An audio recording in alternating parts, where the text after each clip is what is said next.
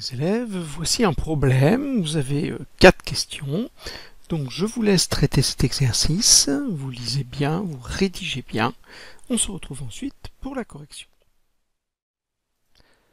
Alors, première question, quel est le périmètre du parterre? Donc vous avez un parterre ici, on va mettre des fleurs et on veut connaître le périmètre du parterre, c'est-à-dire la longueur de la ligne qui fait tout le tour. Alors on peut décomposer le parterre, la longueur de la ligne qui fait le tour, en ici deux demi-cercles de même rayon. Donc quand on va ajouter ces deux demi-cercles, on va bien sûr obtenir le périmètre d'un cercle complet. Nous avons la formule qui nous dit que c'est pi fois le diamètre, ou 2 fois pi fois le rayon, mais ici on a déjà le diamètre. Donc ça sera pi fois 2,5, on trouve environ 7,9 mètres pour ce que j'ai tracé en vert.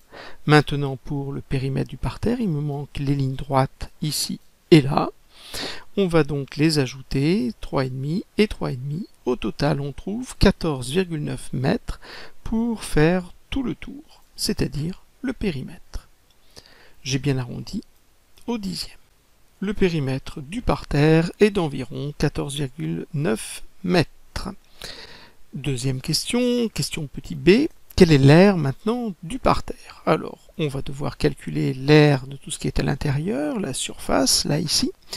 Encore une fois, je vais pouvoir décomposer avec les deux demi-disques. Et les deux demi-disques de même rayon, évidemment, ils vont former l'aire du disque complet. La formule, c'est pi fois le rayon au carré. Comme le diamètre, c'est 2,5, le rayon, c'est 1,25. On va mettre au carré. On trouve environ 4,9 mètres carrés.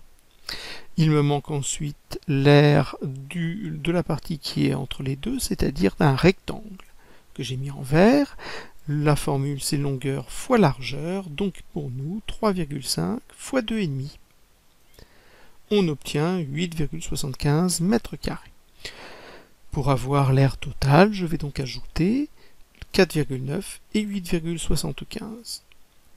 On obtient 13,75. On vous demandait d'arrondir au dixième. Alors là, vous avez la possibilité d'arrondir soit à 13,7, soit à 13,8, puisque 13,75 est exactement au milieu, entre 13,7 et 13,8. Moi, j'ai pris 13,8 mètres carrés. Ceux qui ont répondu 13,7, c'était parfaitement correct également.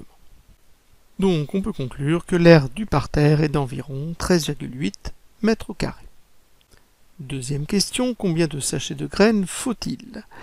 Alors, on sait qu'un sachet, c'est pour 1 mètre carré. J'ai 13,8 mètres carrés. Il va donc me falloir 14 sachets, puisque j'ai un petit peu moins de 14 mètres carrés. Un sachet par mètre carré. Pour 13,8 mètres carrés, un peu moins que 14 mètres carrés, il me faut 14 sachets. On ne peut évidemment pas prendre des parties de sachets.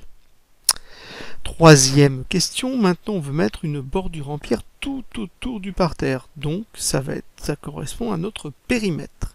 On sait que 7 pavés, ça permet de faire la longueur d'1 mètre. Combien faut-il de pavés au total? Nous avons ici une situation de proportionnalité. Je peux faire un tableau de proportionnalité où je vais mettre la longueur du pourtour, du périmètre, et le nombre de pavés. Donc je sais qu'il faut 7 pavés pour une longueur d'1 mètre. Combien faut-il de pavés pour 14,9 mètres? C'est ce qu'on avait calculé comme périmètre dans la question petit 1, petit a. Alors on a une situation de proportionnalité, on peut calculer le coefficient, le nombre du bas divisé par le nombre du haut, ça fait bien 7, ce qui me permet de passer de la première à la deuxième ligne en multipliant par 7. Et donc, pour trouver la valeur ici, je vais faire 14,9 fois 7, ça me fait 104,3. Encore une fois, on ne va pas prendre des bouts de pavés, il me faudra donc 105 pavés. Dernière question, vous savez qu'un pavé coûte 2,50 €, un sachet 5,20 €. Je vais donc, pour avoir le prix total, multiplier 2,50 € par 105, puisque je prends 105 pavés, et 5,20 multiplié par 14, puisqu'il me fallait 14 sachets. on trouve 335,3, le prix à dépenser, c'est donc 335,30 €. Voilà pour cet exercice qui était assez complet.